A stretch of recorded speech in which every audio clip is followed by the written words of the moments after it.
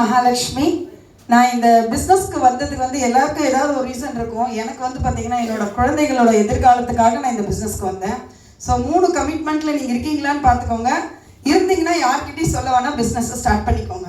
அதாவது கடன் இருக்குது, கடமைகள் இருக்குது, கனவுகள் இருக்குது. இந்த கட்டத்தில் நான் இருக்கேன் அப்படின்னா இந்த பிஸ்னஸ் உங்களுக்கானது தான். ஸோ கடன் அப்படின்னு பார்த்தீங்கன்னா வீடு கட்டியிருப்போம், படிக்க வச்சுருப்போம், கல்யாணம் பண்ணியிருப்போம், இல்லை ஹாஸ்பிட்டல் செலவு பண்ணியிருப்போம். ஏதோ ஒரு விதத்தில் நம்ம இல்லை கார் வாங்கியிருக்கலாம், பைக் வாங்கியிருக்கலாம்.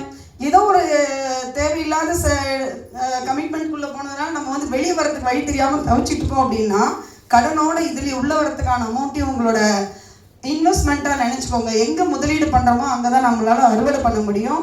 ஸோ கடன் வளர்க்கறதுக்கு பதில் அதை குறைக்கணும் அப்படின்னு நினச்சிங்கன்னா இது ஒரு களமாக அமையும். செகண்ட் பார்த்தீங்கன்னா கடமைகள் இருக்குது. அடுத்து குழந்தைங்களை படிக்க வைக்கணும், கல்யாணம் பண்ணணும். இதெல்லாம் எதிர்காலத்தில் இருக்குது. ஒரு வீட்டை கட்டணும், இல்லை பெரியவங்களை பார்த்துக்கணும், இதெல்லாம் இருக்குது. அப்படின்னா அதுக்கான பேங்க் பேலன்ஸ் உங்ககிட்ட இருக்குது, சேவிங்ஸ் இருக்குன்னா நிம்மதியாக இருங்க. இல்லை அப்படின்னு தோணுச்சுன்னா இன்னிலேருந்து ஸ்டார்ட் பண்ணுங்கள். நிஜமாக உங்களால் ஒரு பெரிய சேவிங்ஸை கண்டிப்பாக கொண்டு போக முடியும். இப்போ இன்றைக்கெல்லாம் பெண்களுக்கு கல்யாணம் பண்ணுறதுன்றது ஒரு பெரிய டாஸ்காகவே போயிடுச்சு இல்லைங்களா? மேரேஜ் செலவுன்றது நீங்கள் 5 லட்சம் 10 லட்சம் ரூபாயில் முடியுதுங்களா? கிடையவே கிடையாது. அப்போ 2 குழந்தைங்க இருக்காங்க, அதே போல் இப்போ +2 முடிச்சிருக்காங்க. இன்ஜினியரிங்கெல்லாம் எவ்வளோ கேஷ் கொடுக்க வேண்டியிருக்குன்னு பார்த்துக்கோங்க.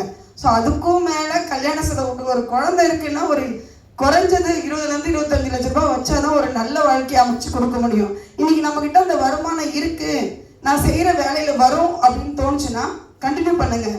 இல்லைன்னு தோணுச்சுன்னா இந்த பிஸ்னஸை ஸ்டார்ட் பண்ணுங்கள். உங்களுக்கு எந்த தகுதியும் இருக்கான்னு தேவையில்லை. அதாவது படிச்சிருக்கீங்களா, அழகாக இருக்கிறீங்களா, கருப்பாக இருக்கீங்களா, வெள்ளையாக இருக்கிறீங்களா, நெட்டையாக குட்டி எதுவும் தேவையில்லை. வாழ்க்கையில் முன்னேறணும் நேர்மையான ஒரு முறையில். சேம் டைம் நான் அதுக்காக பணம் சும்மா வராது. நம்ம அதுக்கான டைமை கொடுக்கணும், எஃபர்ட் கொடுக்கணும். சேம் டைம் நீங்கள் கற்றுக்கிறதுக்கு ரெடியாக இருக்கணும். இந்த பிஸ்னஸ் இப்போ நீங்கள் இங்கே பார்க்குறீங்க, டிசிலேருந்து ஒருத்தராக படிப்படியாக மேலே கொண்டு வராங்க. சேம் டைம் பார்த்தீங்கன்னா இங்கே லேர்னிங் ப்ராசஸும் கூடவே நடந்துகிட்ருக்கு. உள்ளே வரும்போதே நமக்கு ஒன்றுமே தெரியல அப்படின்னா கூட இந்த மீட்டிங்கை நீங்கள் கரெக்டாக யூட்டிலைஸ் பண்ணிங்கன்னா உங்கள் வாழ்க்கையில் முன்னேறலாம். நானும் இந்த பிஸ்னஸ் மூலமாக ஒரு 20 வருஷத்துக்கு முன்னாடி வரும்போது எனக்கு சென்னையில் வீடு இல்லை, கார் இல்லை, பசங்களோட எதிர்காலம் எல்லாமே கேள்விக்குறியாக இருந்தது. எல்லாமே ஃபுல்ஃபில் பண்ணியிருக்கேன். அது மட்டும் இல்லாமல் கிட்டத்தட்ட ஒரு 9 ஃபாரின் ட்ரிப் போயிருக்கேன். ஸோ கார் அப்படின்றது பார்த்தீங்கன்னா என்னோட தலைமுறையிலே லேடிஸில் ஃபஸ்ட் டைம் நான் தான் எடுத்திருக்கேன். ஸோ இதுக்கப்புறம் என்னோட தலைமுறை கீழே போகும்போது நிஜமாக இருக்காது.